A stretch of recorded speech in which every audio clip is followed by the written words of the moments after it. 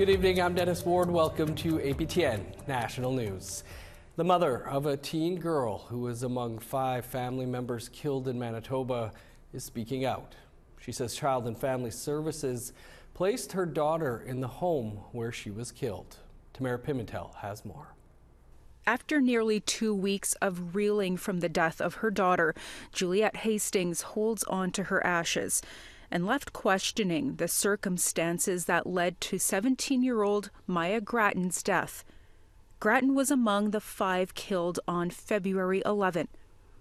Ryan Manakisik is charged with 5 counts of first-degree murder for the deaths of Gratton, his common-law partner Amanda Clearwater, and their children, 6-year-old Bethany, 4-year-old Javen, and 2.5-month-old Isabella Manakisik.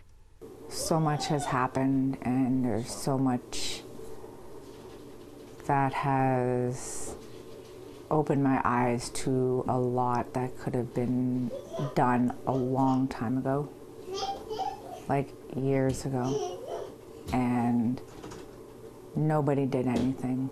They just closed their eyes. Gratton's body was found in a home in Carman, Manitoba, where she lived with Clearwater and Manakisik. Hastings says her daughter asked CFS to put her with Clearwater and Manakisik herself, and that she told CFS she was worried about her daughter's safety because at one point Hastings lived in the same home. She says Manakisik was a ticking time bomb. She was angry about everything and anything. In 2021, Manakisik was charged with 2 counts of impaired driving, causing bodily harm, and in 2019, he pled guilty to a charge of mischief. He was told by a judge to get his methamphetamine addiction under control before things spiral. My baby was taken from me because CFS didn't listen to me, to my words as a mother, a God-given mother who has a right to speak up.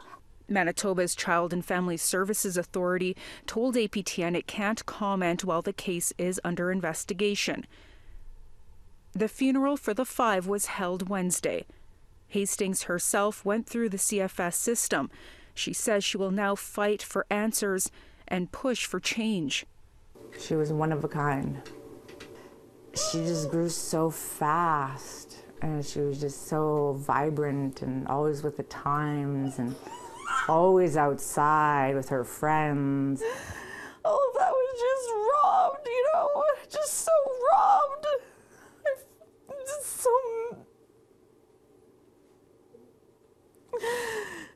I don't know what to do anymore. I want answers. I just want Maya's death not to go in vain, for her to show that she mattered and that she's going to be recognized. Manakisik is expected to make a video appearance in court on Monday to determine whether he is fit to stand trial. Tamara Pimentel, APTN National News, Winnipeg. Earlier this week, family members of the victims of serial killer Robert Pickton held a candlelight vigil at the former property where so many women lost their lives. It was held the night before Pickton was eligible to apply for day parole. The vigil was meant to honor the victims and families that are still grieving the loss of their loved ones and to educate others about what happened here. However, when the event organizer Lorelei Williams returned the next day to add to the memorial, everything that was left was completely gone. The only thing left was a melted candle on the sidewalk and zip ties that still attached that held up a banner that was put there. That's so disrespectful, so disgusting. I felt like puking. I didn't even know how I was going to tell the family members, because we put our hearts into this, and for it to be ripped down, for us to be erased and silenced again, I am so angry about this. I am so angry that they did this. Who would do that to this kind of memorial? After years of conflict, including a multi-million-dollar lawsuit, the Innu community of Pessamit signed a $45 million deal with Quebec last week. In return, Pessamit will pause a lawsuit against the province. The framework agreement will also facilitate further negotiations regarding potential energy projects in their territory. But a few in the community remain apprehensive and decried the lack of transparency by the band council. Maricela Amador has more. Sans plus tarder, nous allons procéder à la signature officielle de cet entente cadre.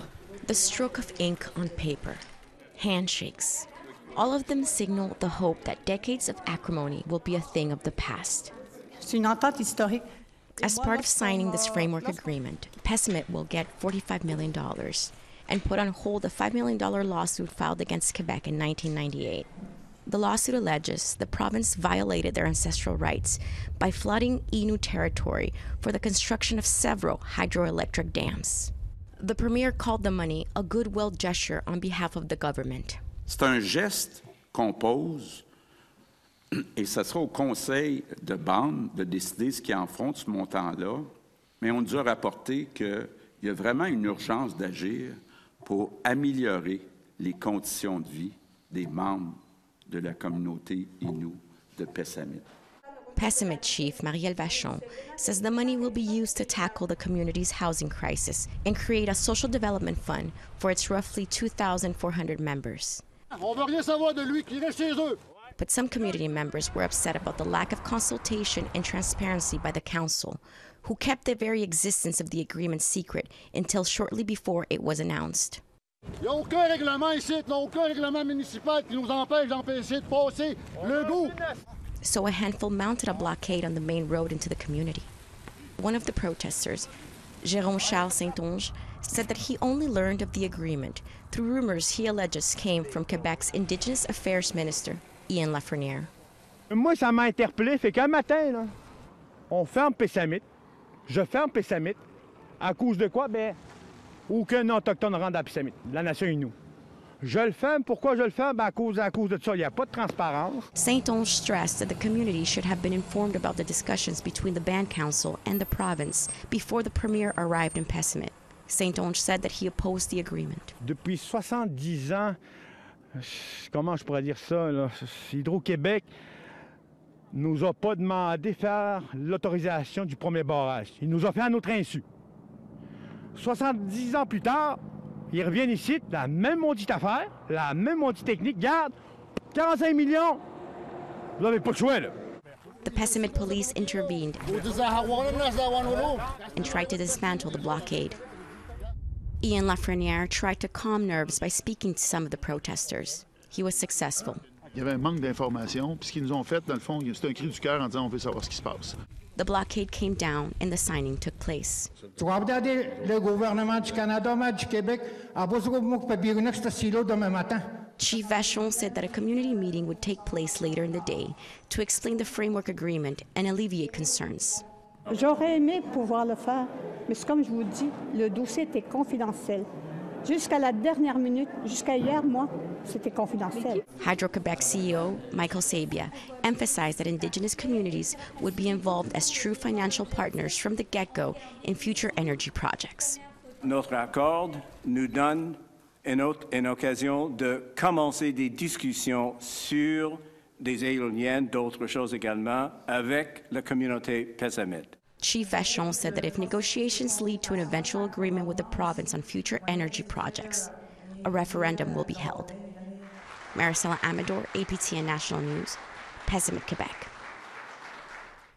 A respected Two-Spirit elder in Winnipeg has passed away. More on that coming up after the break.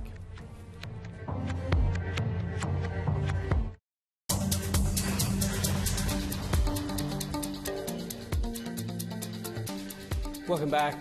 A group of First Nations in Northern Ontario is one step closer to establishing a massive marine conservation area on the southwestern shores of James Bay and the Hudson Bay. The Mushkegowuk Council announced the completion of its feasibility study on Wednesday. It happened at a press conference on the Kasheshawan First Nation, and APTN's Fraser Needham was there. The study looked at an enormous area, 86,000 square kilometers to be exact, or slightly larger than the province of New Brunswick. The area, which runs from the southwestern tip of James Bay and then north and west into Hudson's Bay, is home to polar bears, beluga whales, and migratory birds. And this is why people like Amos Wesley want to protect the area's environment for generations to come. And it's up to us to fight to keep it green, to keep it pristine, to keep it breathing. Natasha Martin is the other Deputy Grand Chief of the Muskegowak Council. She adds this is why it is so important area First Nations push forward in creating a national marine conservation area. I use the land. My dad uses the land. My uncles use the land. So I would never put in jeopardy anything that would affect that.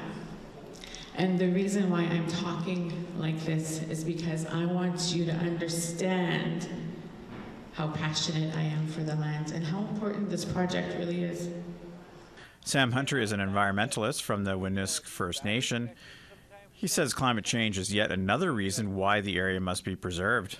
The number one carbon sink in the world is the oceans, followed by the peatlands. And then to understand how to reduce your carbon footprint is very important. I think understanding these carbon sinks is one thing. The most important thing is reducing your carbon footprint. Muskegowak Council is made up of 8 different First Nations, and while there is largely consensus on conserving the area, how to get there is a different story. Distrust of government is high, as this exchange with Environment and Climate Change Parliamentary Secretary Adam Van Couverden during the press conference illustrates. I didn't take part in that study that you're talking about, that feasibility study. I didn't. There's a reason why. Madeline Scott, a band councillor with Fort Albany First Nation, agrees First Nations need to think long and hard before signing any agreement with the federal government. I urge all young people to be careful of what you agree to. I urge the leaders, be careful what you're going to agree to, because it's going to hurt our children, our great-grandchildren. Lawrence Martin, a former Grand Chief with Muskegowak Council, says he understands the concerns, but believes with time the First Nations will be able to move to an agreement with government everybody can live with. It seems to be a lot easier to get consensus from the community members. They all agree that we need to protect the land and resources. They want to protect everything that we talked about here today. But it's the chief and councils that are afraid to make that commitment, to sign any document. You know, I think it just requires more time, as what was stated here. The feasibility study is just a first step in the process. Further negotiations and consultations with the federal, Ontario, and Nunavut governments will be required. Fraser Needham, APTN National News, Ottawa. The Two-Spirit community in Winnipeg and across Turtle Island are mourning the loss of Two-Spirit figure and activist Kelly Houle, who died early yesterday morning at the age of 56. Houle was born in Winnipeg in 1967 and raised in Sandy Bay First Nation. The Anishinaabe elder was a survivor of the Sandy Bay Residential School. Houle was a respected advocate for Two-Spirit people, harm reduction, and for missing and murdered relatives. She was well known for her work in those communities and was crowned the 18th International Two-Spirit Princess. A jingle-dressed dancer, Houle helped organize the first ever Two-Spirit powwow at a Pride event in Canada and was Pride Winnipeg's Grand Marshal in 2017. While we don't know the cause of her death yet, Houle was battling an illness and was in hospital for a number of weeks leading up to her death. A new episode of APTN Investigates debuts right here after the news. It's a joint production with the CBC's Fifth Estate. We'll speak with the reporters behind the investigation after the break.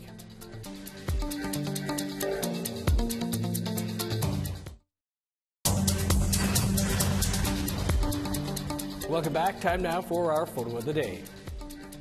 A perfectly timed and captured photo of an afternoon moon resting on top of a totem pole in Gitsigukla, located in the Gitsan Nation.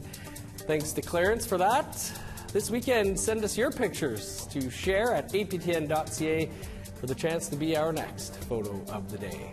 Now let's take a look at tomorrow's weather forecast. Starting on the East Coast, sunny and +4 in Halifax, snow and 2 for Fredericton. -23 in Kuujjuaq, flurries and 11 below in Nain. Sun's out and -7 in Montreal, 10 below and sunny skies in Val-d'Or. -3 in Sault Ste. Marie, flurries and 12 below for North Bay. 0 for Thunder Bay, sunny high of -11 in Sioux Lookout. +2 with snow in God's Lake and Norway House. 8 above in Winnipeg, -4 with snow for Dauphin. +3 and snow in Regina, 0 in Saskatoon. 4 above in Meadow Lake, +6 in Buffalo Narrows.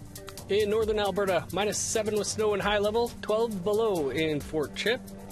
3 above in Edmonton, sunny and 6 for Lethbridge.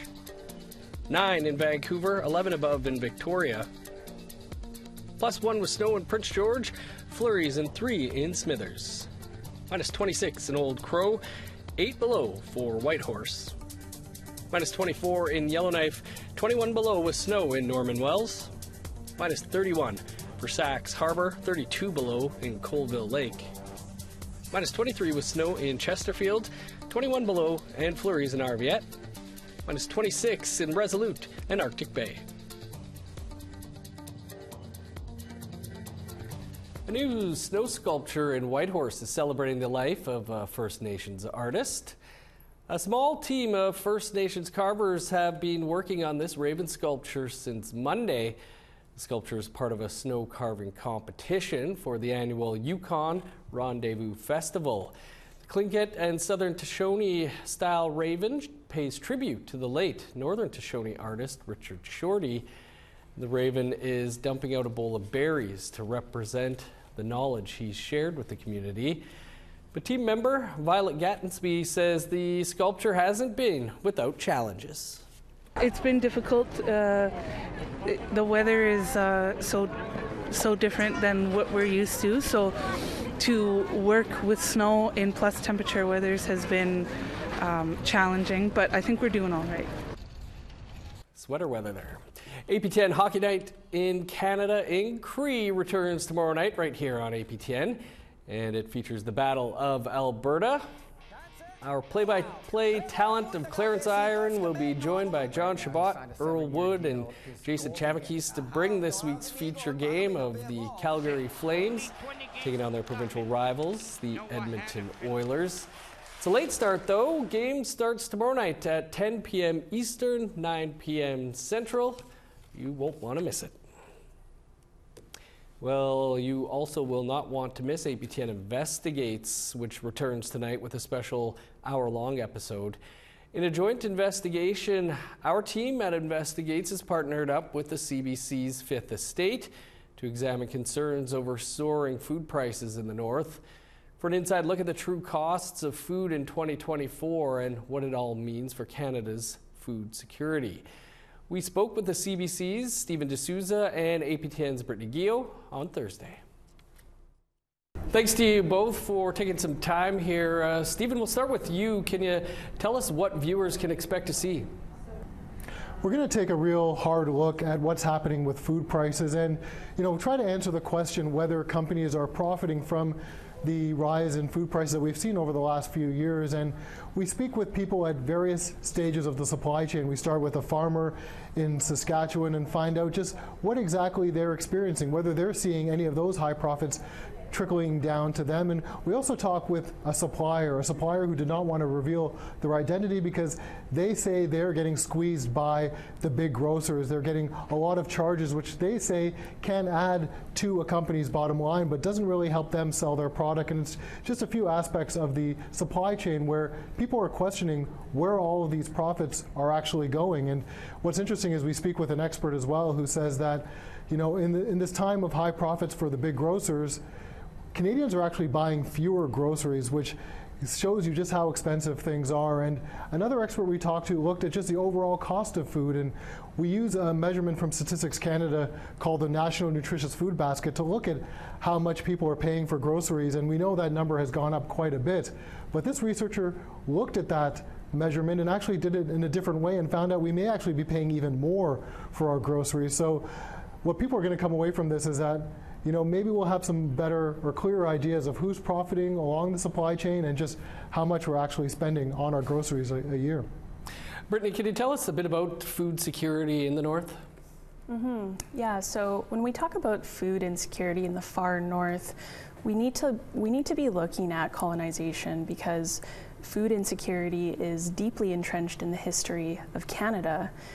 Inuit communities in particular became less mobile after the RCMP slaughtered tens of thousands of Inuit sled dogs. And this was done during the 1950s to the 1970s. And so this really changed the landscape for how a lot of communities gathered their food sources. And essentially, a lot of people became more reliant on a wage economy and thereby more reliant on store-bought foods, which is very different from Indigenous food systems. Stephen, you kind of touched on it, but what are some of the experts saying about the current food crisis? Well, it's interesting, one of the debates going on right now is about a grocery code of conduct and whether there should be a better relationship between the big grocers and the suppliers, the companies manufacturing the products. And one of the experts we spoke with is from the UK, where they have a grocery code of conduct and have had one for quite a while now. And their experience gives some lessons for what we can learn here in Canada. And we've heard some warnings about what a grocery code could bring, that it could cost consumers $1 billion and it could lead to empty shelves. And the experience in the UK is quite different. They found that while there were a lot of dire warnings, that didn't quite happen. And so it's interesting to hear from other perspectives what and how it could apply to what's happening here in our current food crisis and what solutions could be found. Brittany, any solutions that you were hearing about related to food insecurity at the grassroots level? Yeah, there were a number of solutions that came up while we worked on this story.